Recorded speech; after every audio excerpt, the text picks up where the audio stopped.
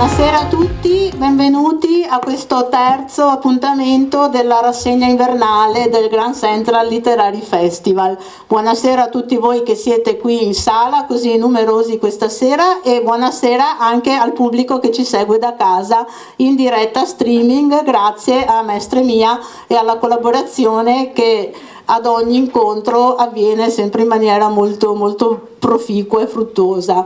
Quindi benvenuti qui a Grand Central. Qualcuno di voi questa sera mi ha detto che è qui per la prima volta. Mi fa piacere che questo festival serva anche a far conoscere questo locale che sta dando così tanto alla vita anche culturale di Mestre, non soltanto per quanto riguarda la ristorazione, ma fa anche un po' da mecenate a questi eventi culturali. Quindi ringraziamo Grand Central che ci ospita.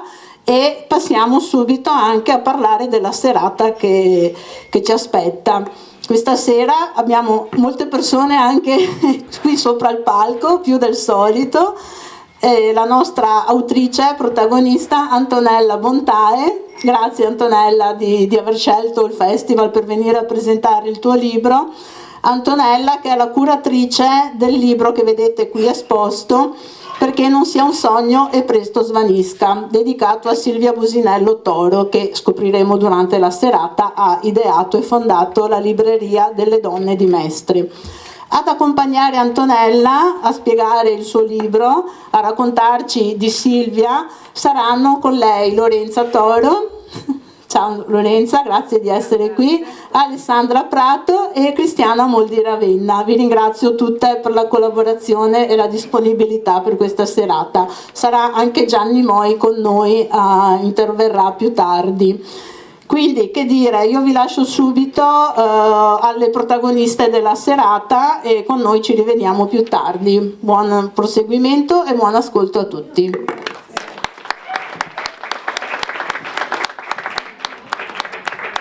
Buonasera a tutti, come già anticipato io sono Lorenza Toro, la figlia di Silvia Businello.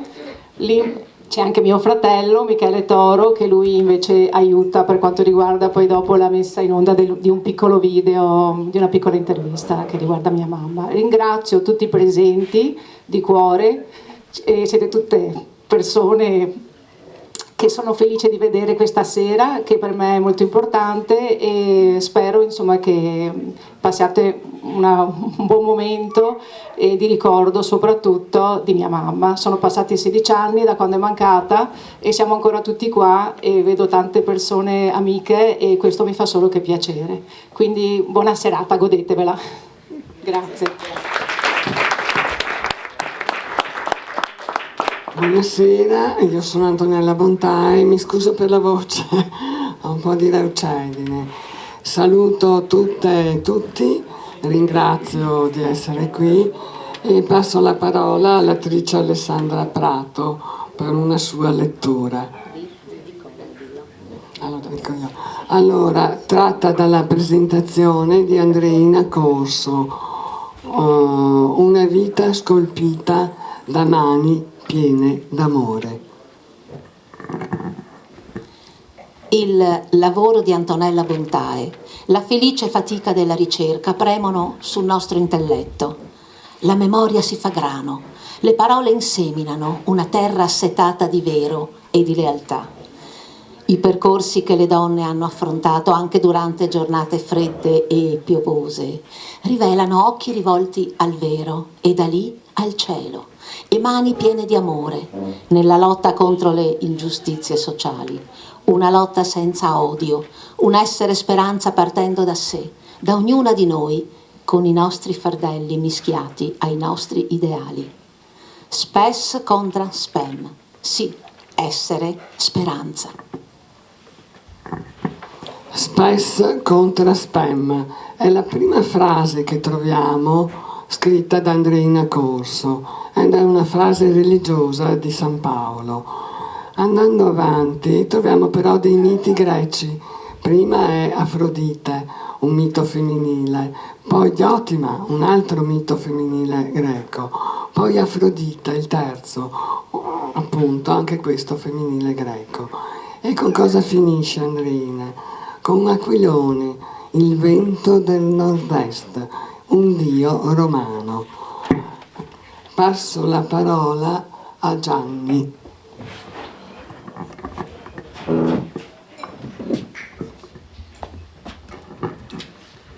Massimo Cacciari, allora sindaco, la ricorda con queste parole: Silvia Businello Toro ha dedicato tutta la vita all'impegno e alla lotta per i diritti delle donne.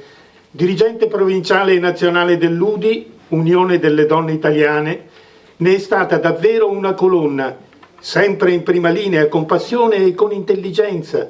Ricordo in particolare che a lei si deve la fondazione delle Libreria delle Donne, che è stata importante punto di riferimento per tutte le donne di Mestre e di Venezia, e nella quale si sono espresse personalità nazionali della cultura di genere e della politica delle donne. Sabato 9 giugno 2007, giorno del funerale.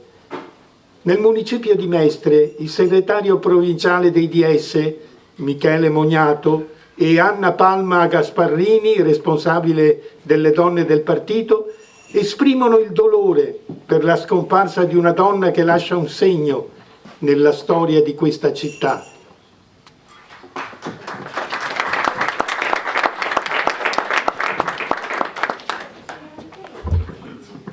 Allora, parliamo un po' adesso del libro. Partiamo dalla copertina. La frase "perché non sia un sogno e presto svanisca" l'ho ricavata dagli appunti di Silvia quando appunto stava progettando, quindi una donna capace di sognare ma anche di realizzare i suoi obiettivi. Poi naturalmente sottotitolo Silvia Businello Toro e la Libreria delle Donne, e vediamo qui, questa era un'etichetta, l'etichetta che veniva posta proprio quando si acquistava un libro per coprire il prezzo. Vediamo la modernità, c'è già un logo, c'era un logo che poi era anche sulla parete della libreria, c'era il numero di telefono. Alla fine io ho scritto "a cura di Antonella Bontae". In realtà sono in parte curatrice, in parte no, ma io volevo mettermi in ombra perché la vera protagonista di questa storia è stata Silvia Businello Toro, che ha fatto questa operazione importantissima di aprire questa libreria per 5 anni, dal 1995 al 2000, dove in una sede UDI, perché lei faceva parte dell'UDI, l'Unione Donne Nazionali, dove era in via Bembo 39 a Mestre, in un punto strategico vicino alla stazione ferroviaria, in modo che donne, uomini, chiunque poteva raggiungerla facilmente. La prima parte tratta delle testimonianze. Io ho fatto molte interviste a donne che sono state con lei in libreria, che l'aiutavano, e la seconda parte invece è in parte ai documenti forniti dalla famiglia, che li hanno gelosamente conservati. E poi importante è anche stato che l'8 marzo del 2008 la rivista Nexus di Supernova Editore del Lido ha dedicato proprio tutta la rivista alla storia di questa libreria, dal che io ho ricavato che cosa? Gli anni, 5 anni di attività, che Silvia ha iniziato con 16 socie e si sono autofinanziate, poi se ne sono aggiunte altre 6. E 2 anni dopo, nel 1997, c'era un gruppo di amiche, tra cui anche qualche uomo, e io ho cercato di contattarli tutti. Inoltre, cos'è che era, diceva Cacciari, un punto nevralgico culturale della città, perché lei non vendeva solo i libri delle donne, il sapere delle donne, lei ogni settimana per un certo periodo di mesi organizzava un evento culturale. Quanti eventi sono stati in 5 anni? 123. e ogni anno c'era un dépliant che spiegava a tutti ogni anno un colore diverso e spiegava appunto. E pensate che all'inaugurazione c'era Franca Trentin Baratto, di cui c'è anche la foto dentro, e Elena Giannini Belotti, che comprendevano. Lei poi era andata a Milano, perché a Milano c'era già la Libreria delle Donne, quindi voleva sapere com'era l'esperienza, si è informata, non è partita da niente. E in questa ricostruzione degli eventi ho intervistato altre protagoniste, quelle che hanno partecipato, e poi ho ricostruito un po' la trama dei libri presentati, se erano libri, perché si parlava di tutto, di tutto. L'importante è che lei riusciva a trovare, aveva una rete di relazioni con le istituzioni, perché lei era anche alla commissione pari opportunità della provincia. Comunque lei aveva questa capacità di chiedere e ottenere alle istituzioni, alla provincia. Adesso non sto a farvi al centro donna, ecco, il centro donna era proprio un legame, ma non sto a farvi l'elenco. E riusciva a chiamare tante filosofe, scrittrici, letterate, e riusciva a coinvolgerle. Aveva questa capacità, era solare e attiva e aveva questa passione, proprio la passione. Inoltre qui nel libro c'è una breve storia di Ludi. Bisogna ricordare che Ludi nel 1982 si è completamente sganciato dal partito, era autonomo, non voleva uomini, va bene, però si è proprio collegata al movimento femminista, quindi meglio di così. Abbiamo avuto finora 3 recensioni sul Gazzettino del professor Michele Gottardi a marzo 2022. Su Leggendaria, non so se la conoscete, è una rivista di Maria Crispino, dove scrivono tantissime letterate, ma nel maggio del 2022 la recensione è stata scritta dalla professoressa Loredana Magazzini di Bologna, che è una dirigente del SIL, Società Italiane Letterate. Esiste anche questo, oltre al SIS, Società Italiane Storiche.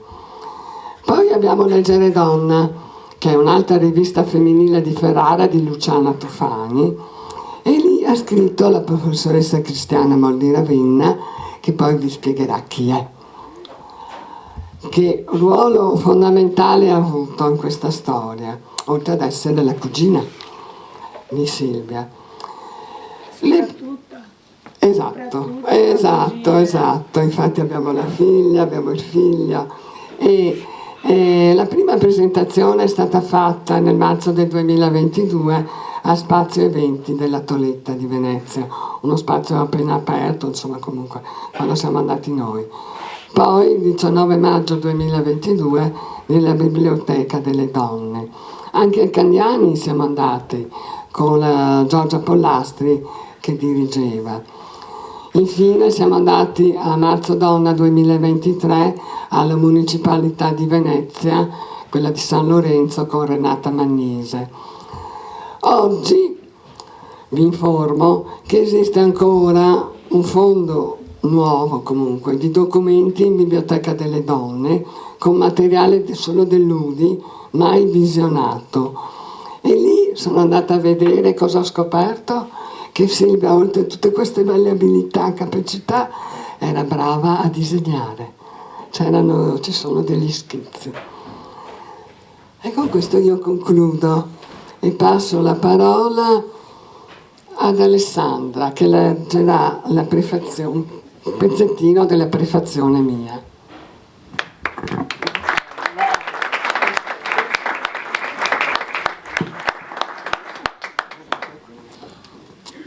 Di Andreina Corso.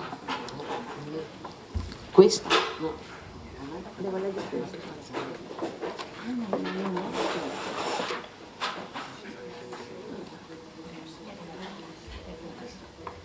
Questa? Non questa.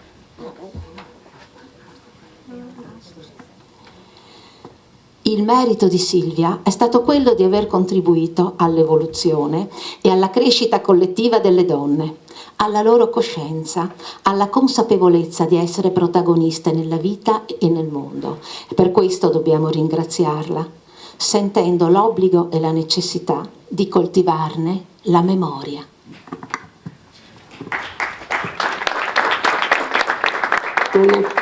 Una piccola notizia: io Silvia non l'ho mai conosciuta, perché a quel tempo lavoravo a tempo pieno, avevo 2 bambini piccoli, però sapevo che c'era a Mestre la libreria delle donne. E adesso passo la parola a Lorenza per parlare di sua mamma. Allora, dunque, io racconto sempre volentieri che alla prima presentazione di questo libro, a fine della presentazione, sono stata avvicinata da una ragazza che io non conoscevo e che mi ha fatto questa domanda: com'è stato essere la figlia di Silvia? Io effettivamente mi ha un po' spiazzata, perché io e mio fratello abbiamo vissuto un'infanzia molto ricca di eventi, con questi genitori molto impegnati. Però è vero che quando è mancata mia mamma noi abbiamo avuto molti riconoscimenti dalle istituzioni, sì, da tantissime persone, donne di tutti i partiti, cioè nel senso che veramente era riuscita ad avere una rete di amicizie e di apprezzamenti che a noi siamo stati travolti veramente da questa ondata di calore e di affetto. E lei ci ha cresciuti liberi, nel senso, noi siamo cresciuti da piccoli con il giusto, i valori, non sono di una parte o dell'altra, ma se c'è un qualcosa per cui vale la pena lottare, si lotta a prescindere. E quindi io sono felice di essere stata la figlia di Silvia. Abbiamo avuto un'infanzia molto movimentata, questo sì, abbiamo partecipato a manifestazioni, ma anche per i vari diritti delle donne, in prima linea sempre, e anche noi bambini abbiamo chiaramente partecipato. Però io sono orgogliosa, ovviamente, non posso dire altro, e ci ha insegnato comunque a tenere la mente aperta e insomma, mi ha fatto molto riflettere questa domanda, perché in realtà era mia mamma, per me era mia mamma, quindi io ringrazio tutti che diciamo l'affetto, però per noi era la mamma. Quindi insomma, che dopo 16 anni siamo ancora qui, come dicevo prima, sono molto felice. Io poi volevo un attimo anche parlarvi di quello che è avvenuto dopo la morte di mia mamma, che grazie a Cristiana abbiamo, che è stata sua poi comunque l'idea, è stata creata un'associazione che si intitolava DEA, Donne Europee Associate, Centro Studi Silvia Businello Toro, che aveva lo scopo di sostenere, diffondere e promuovere il pensiero contemporaneo delle donne ricercatrici, letterate, artiste, musiciste della città di Venezia e di altri paesi d'Europa e del mondo, per confrontare leggi, medicina, scienza, arte, filosofia, letteratura, per mettere a confronto etnie, religioni, modi di pensare e saperi delle donne, ossia un modo per creare comunque una continuità ideale per i progetti e le tematiche che avevano maggiormente appassionato mia mamma. Quindi questa, poi l'associazione è stata anche chiusa dopo 10 anni, però insomma gli eventi comunque, se possiamo, continuiamo anche ancora a crearne. Quindi intanto grazie, e adesso è il tuo momento, è il momento dell'uomo IT, e quindi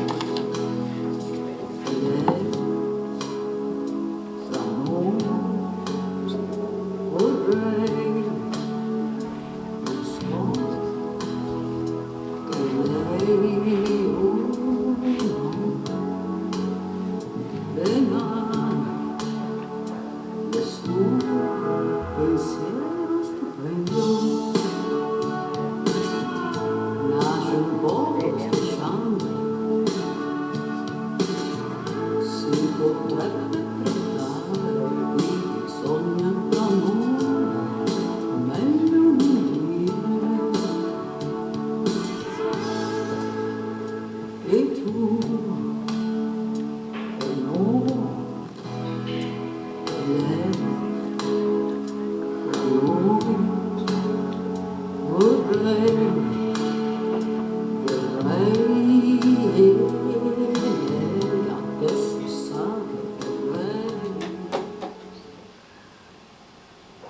passati poco più di 3 mesi e la libreria delle donne di Mestre è ancora una scommessa aperta, ma soprattutto che si vuole vincere.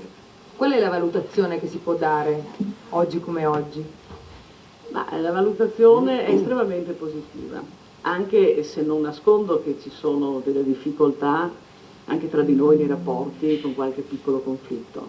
Però tutto questo serve a farci conoscere di più ed a valorizzare ancora di più questo luogo. Questa è la nostra idea. Quindi questo luogo è diventato un centro di aggregazione.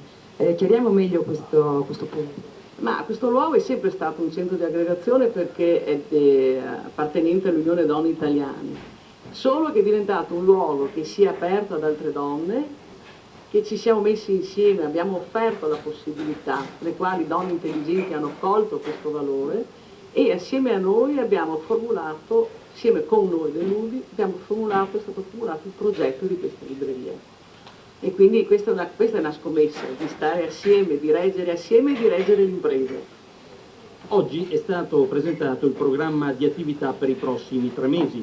Mestre ha dunque una quieta ma altrettanto stimolante oasi di cultura, approfondimento e di incontro non solo per le donne, ma anche per gli uomini che desiderino conoscere meglio l'universo femminile.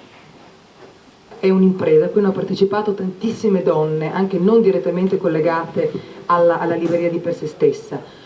Organizzate moltissimi incontri culturali, prossimamente immagino appunto verranno organizzati incontri. Di che tipo? Quali saranno? Vedo un dépliant che è già stato preparato per quest'anno. Un dépliant, questo sì, che riguarda il mese di marzo, quindi non ci tenevamo affatto a fare solamente l'8 marzo, a noi interessa un discorso culturale che duri una vita e quindi abbiamo fatto i primi 3 mesi. Incominciamo oggi pomeriggio, c'è un artista, Simonetta Goreri, che è un'artista di fama nazionale ed internazionale, che parla su donne e creatività, perché è quella che ha ideato la Biennale di Venezia di quest'anno, quella che si è svolta per una volta sull'acqua. Quindi questa è una grandissima donna che avremo oggi in libreria, alla quale ha aderito. E poi abbiamo la pedagogia della creatività in educazione musicale, poi abbiamo dei libri della Letizia Lanza, abbiamo la Paola Melchiori che è una grande saggista, che è una saggista che ha 20 anni di esperienza e fa riferimento alla libreria delle donne di Milano. Poi abbiamo una regista, la Gabriela Cardazzo, poi abbiamo la Paolina Pre, una scrittrice, poi abbiamo la Cristiana Moldi Ravena, con la quale ci aiuta moltissimo nel nostro lavoro a sostenere questa libreria che abbia sempre un livello anche di immagine molto alta. E poi abbiamo le avvocatesse Margherita Salza e Margherita Tonovo che parleranno su esperienze di donne, avremo spunti e riflessioni sulle leggi. E alla fine, come alla 6 di giugno, concluderemo tutto questo ciclo. Nel frattempo stiamo già pensando per il secondo ciclo che partirà a settembre. Il 6 giugno concluderemo con la presentazione del libro di Ida Magli. Lo faremo quasi sicuramente assieme al Centro Donna, quindi col Comune di Venezia, che hanno aderito anche loro in maniera molto entusiasta di questa nostra prima e grande conquista di questa Ida Magli, che era un po' ritrosa nel muoversi, nel venire. Ecco. State organizzando un concorso fotografico? E stiamo organizzando, che è sempre nel dépliant, è il primo concorso fotografico a livello nazionale, un concorso dove non c'è il tema, volutamente non abbiamo dato tema, perché le donne devono essere libere di esprimersi, di fotografare quello che vogliono, come che vogliono. E poi c'è una commissione che esaminerà il buono della fotografia, insomma, ecco, l'aspetto fotografico. Ok, grazie.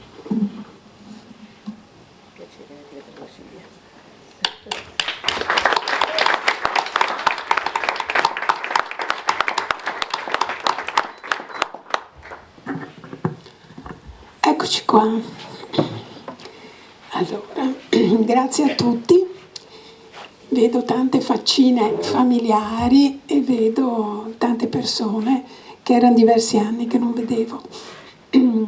Quello che noi abbiamo sempre cercato con la famiglia e anche con le amiche più strette, come c'era anche Luisa Codato, è quello di non stanchiamoci mai di ricordare. Perché quando c'è una personalità come questa, che è stata incisiva, è stata una donna volitiva e molto convincente, perché lei aveva queste doti, queste capacità di convincere, di saper fare, e poi lei adorava la vita, perché Sinner ha vinto la Coppa Davis e lei sarebbe stata entusiasta perché giocava anche a tennis. Lei faceva tutto quello che si può fare per essere vivi, essere vitali. Quindi la sua personalità è sempre stata molto molto importante, riusciva a raccogliere le persone, aveva fondato la libreria anche perché per lei la cosa più importante era l'istruzione, e l'istruzione la si fa attraverso i libri. Quindi lei era anche circondata da amiche e sentiva che c'erano delle carenze, delle cose che bisognava, dei vuoti che bisognava riempire. Allora per questo anche ha inventato, cosa che sì, se ne parlava, insomma, ha inventato la libreria anche per dare la possibilità a tante donne che non avevano potuto studiare o che erano state coinvolte da processi di lavoro, di sposarsi subito, cose di questo tipo, dare a queste donne la possibilità di approfondire l'istruzione, che è fondamentale. Anche oggi si fa molto parlare di questo, sentivo i vari servizi alla televisione, perché manca proprio un fondamento basilare su cui poi costruire la propria personalità, perché senza l'istruzione non si va da nessuna parte e si può essere preda di altri. Allora la Silvia era proprio così. Io avevo una scaletta che dovevo dire con le definizioni, perché tutto preparato molto bene da Antonella Bontae, ma io alle volte dimentico.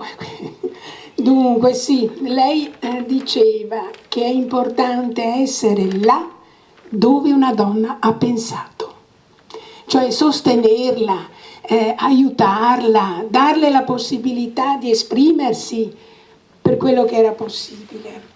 Quindi lei era sempre impegnata nel sociale e aveva una generosità totale, veramente, perché lei era sempre disponibile. Se c'era un problema, chiunque poteva interpellarla, poteva chiederle consiglio. Poi per i diritti delle donne lei logicamente era sempre nelle manifestazioni. C'è stata una mostra anche a Marcon qualche anno fa, quando c'era anche Luisa Codato, in cui si vedevano le varie fotografie delle manifestazioni e la Silvia sempre in testa, sempre con le più... Buonasera, saluto l'assessora Paola Marro, buonasera. Sì. Allora poi aveva una grande un'intelligenza veramente, ad esempio, dicono una banalità, ma anche le banalità servono, giocare a carte, essere in coppia con lei a briscola o a scopa era assolutamente vincente, perché lei ricordava tutte le carte, lei sapeva, lei conosceva i giochi degli altri, quindi è proprio intelligenza pura la sua. Poi quindi la sua determinazione, non si arrendeva, e sì, era simpatica, e mi sono stupita anche di sentire la definizione che ci ha dato prima Antonella Bontae, perché non averla conosciuta e riferirne in maniera così approfondita non è semplice. Ecco, per noi che l'abbiamo conosciuta, che vivevamo quotidianamente, ogni tanto, insomma, poi era un vulcano, come mi pare l'ha definita così la Luana Gemella. generosa, sicura, diretta. E aveva sempre una grande passione. Lei si faceva coinvolgere e coinvolgeva gli altri, proprio una grande personalità. Ecco, noi eravamo cugine prime, no? Perché benché noi si abbia due cognomi completamente diversi, si sa, le donne devono abbandonare il loro cognome, no? Prenderne un altro. Quindi noi siamo figlie di due sorelle Moldi. Clara Moldi, la mamma di Silvia, e Lina Moldi, la mia mamma. Poi la Clara ha sposato Silvio Businello, quindi ha lasciato il suo cognome di nascita, e Silvia poi ha aggiunto il cognome di Lucio, suo marito, Toro. Quindi Silvia Businello Toro. Io invece ho mantenuto il Moldi, il cognome di mia mamma, e ho aggiunto il Ravenna, che è il cognome di mio papà. Ecco, non è cognome di mariti o cose. No. Lei ha messo il cognome. Ecco, quindi pur avendo dei cognomi così diversi, vi assicuro, cugine prime.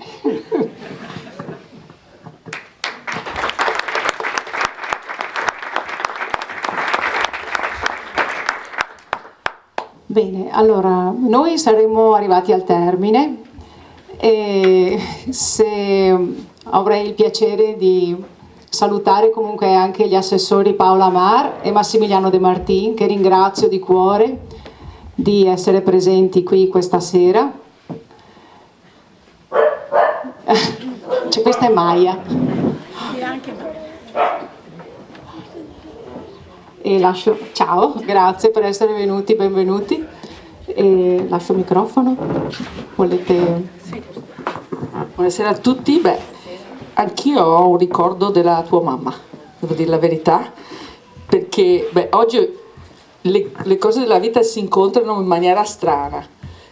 Oggi ho fatto la commissione sulla ex De Amicis, dove ricordo la tua mamma era amica della Giuseppina Iaderosa, che era Alberto era in classe con me, quindi la sua mamma me la ricordo ogni volta che uscivo da scuola, me la ricordo precisamente, cioè ho la sua immagine chiarissima ed è, devo dire, uno dei pochi ricordi che ho della mia infanzia, la tua mamma fuori dalla mia scuola, quindi è un piacere questa sera essere qui e abbiamo architettato una cosa io e l'assessore De Martin, va bene?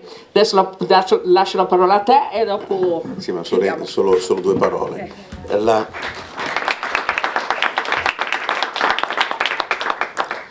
Sì, poi le vite, come diceva Paola, si intrecciano quando meno te lo aspetti, no? Io mi ricordo mia mamma in quei periodi lì diceva: stasera devo andare via con delle amiche perché vado al centro donna. Io ero piccolino e dovevo, mamma vuole separarsi da te.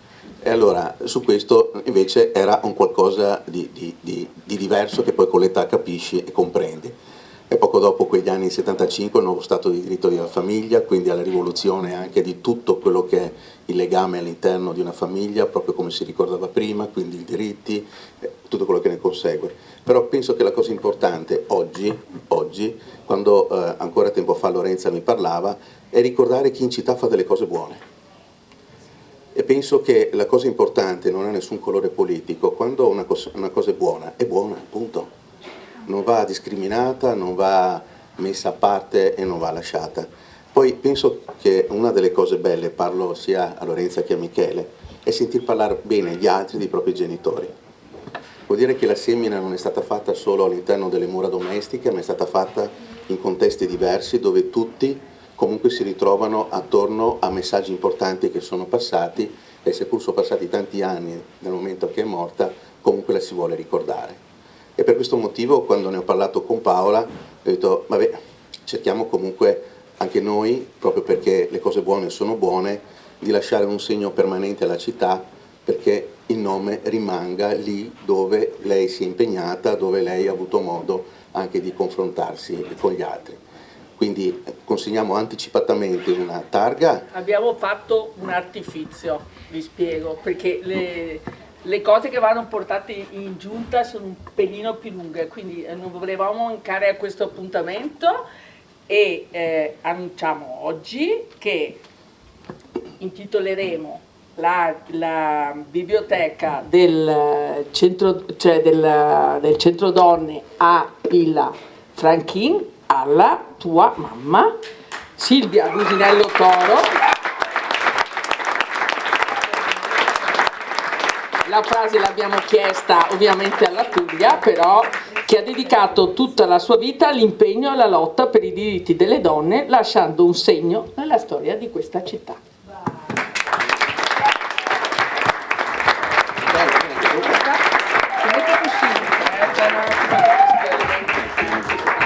Si appoggia così. No, ma chiama che sono fratello del Supergol. Esatto. Michele, vieni qua. Era lui che veniva a prendere la mamma, no? Grazie. Figurati.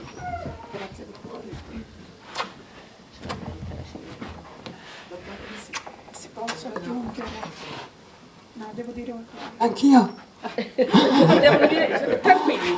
Allora, penso che Silvia sarebbe davvero felice perché dopo anni ha questo riconoscimento e direi che siamo in un momento di passaggio storico. Non esiste in questo momento, tutto è trasversale. Dopo la morte di Giulia. Quindi è un riconoscimento alle donne, a quello che hanno fatto e che faranno. Solamente un dato di cronaca. Siccome io il 26... No. Sì, giustamente. E ora appunto, momento perché... Ecco. Siccome io il 27 luglio del 2007, subito dopo che la Silvia era mancata il 2 giugno, ero stata convocata in comune perché le varie donne avevano deciso, non so, c'era la Anna Maria Miraglia, sì, la Zanella, tutte le varie, no, che c'erano, e avevano deciso di intitolare una stanza, un qualcosa nella biblioteca a Silvia, però poi non è successo nulla. E allora grazie, sono veramente grata di questo, perché finalmente ha quello che veramente ha meritato. Ecco, grazie. Grazie.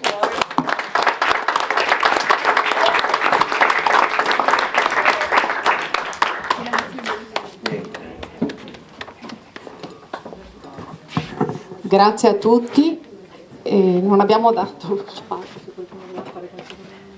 Se qualcuno ha qualche domanda dopo tutte queste emozioni così forti, io non so se sarò in grado di rispondere, ma insomma magari l'autrice sì.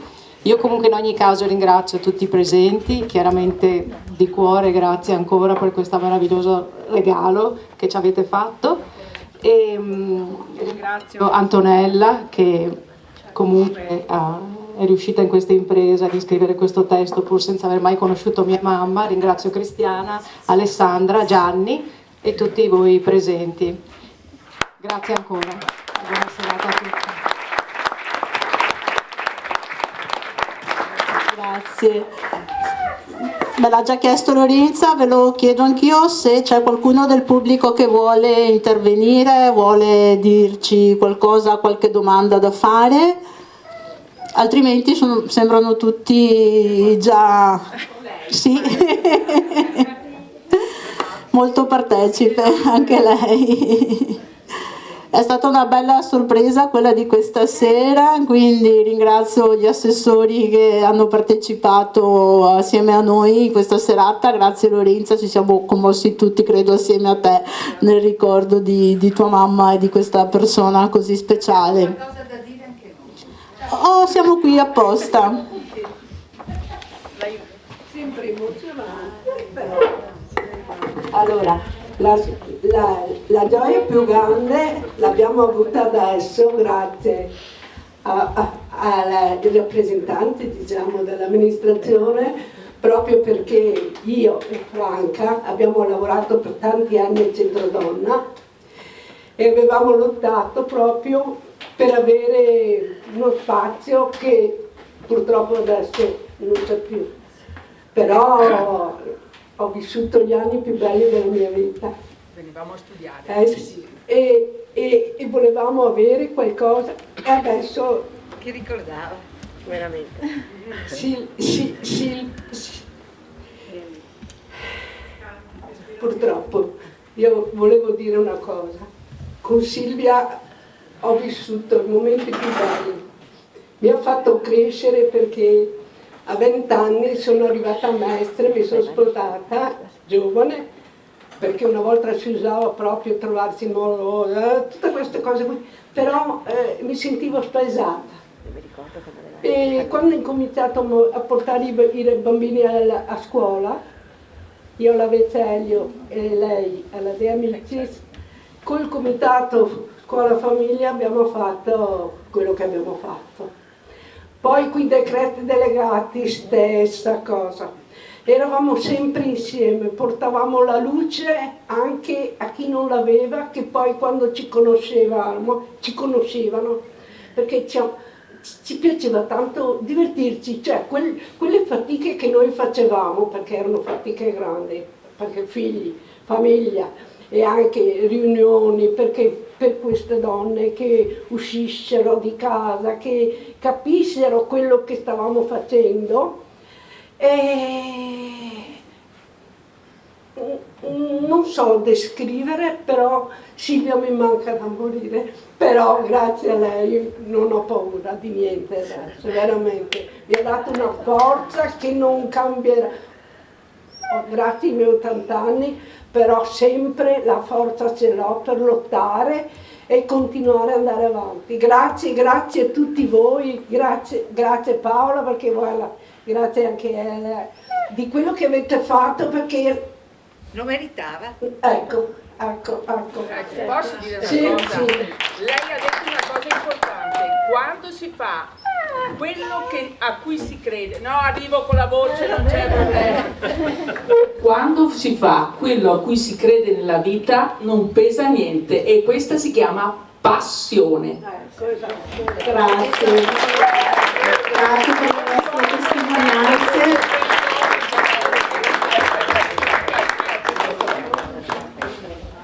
Testimonianze molto toccanti che non fanno altro che confermare quanto abbiamo già detto sulla figura di Silvia, quindi immagino che sarete soddisfatti anche voi di questa serata. Non mi voglio appropriare di meriti, ma penso che anch'io mi rivedo un po', perché sto facendo qualcosa per la città, per la cultura, per la letteratura, e a volte mi rivedo in qualcosa che è stato detto stasera con rispetto e timore reverenziale, però ne porto lo stesso nome pure, quindi sì, è una cosa che ho sentito molto, quindi Grazie a te. mi ha fatto ulteriormente piacere avervi qui questa sera. Ringrazio tutti di aver partecipato, ovviamente. Ringrazio Grand Central come sempre per l'ospitalità e per il fatto di sostenere e in qualche modo promuovere questa rassegna letteraria, altrimenti non so dove avrei potuto farla per così tante edizioni di seguito. Vi do appuntamento a mercoledì prossimo, perché la rassegna continuerà fino al 20 dicembre, riprenderà da fine gennaio ai primi di marzo, ogni mercoledì.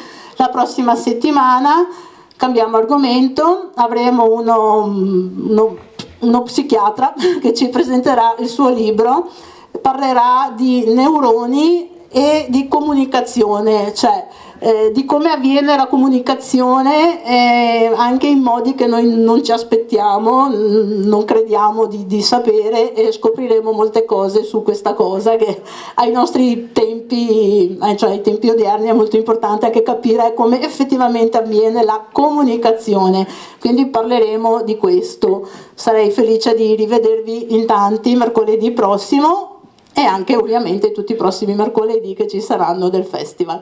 Grazie a tutti e buon proseguimento di serata.